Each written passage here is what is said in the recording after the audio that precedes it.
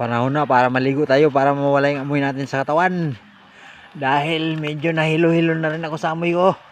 Sarili ko lang amoy ang nakakapanghina.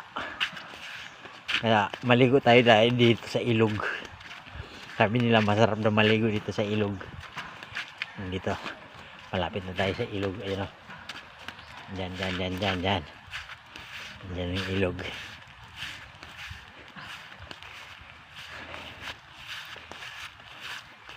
Saan ba yung ilog dito?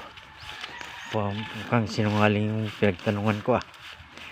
Parang sabi na malapit ng ilog pero hingal na ako. Wala namang ilog dito.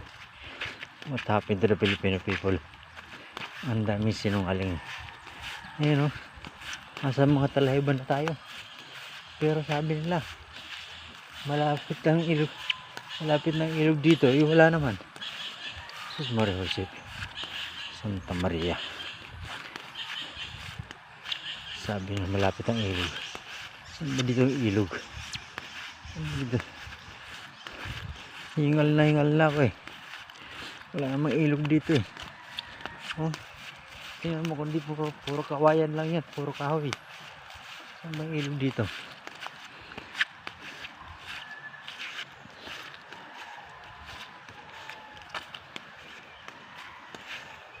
Kuya, saan ba yung ilog?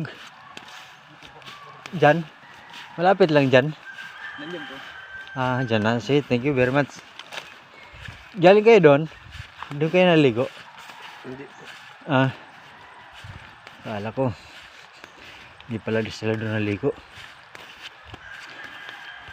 Dito pala yung ilog. Ilog, hagilapin natin ang ilog na sinasabi nila. Napakaganda raw. Wala, sige. Sulong pa tayo. Malapit lang. Malapit na. Ay naririnig ko na yung mga ano ng mga naliligo. Naririnig ko na. Malapit na Raul. Silang usog lang. Ayan na, nakikita ko na may hawig na. Yan na yung ilog.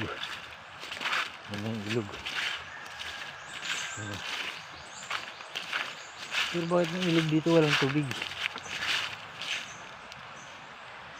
Walang tubig ng ilog dito.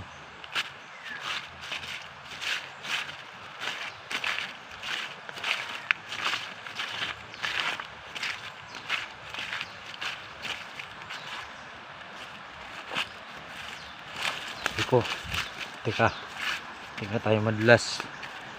Madudulas na sana tayo.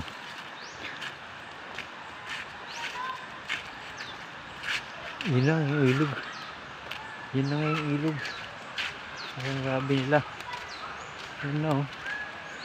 Yun ang ilog na sinasabi nila.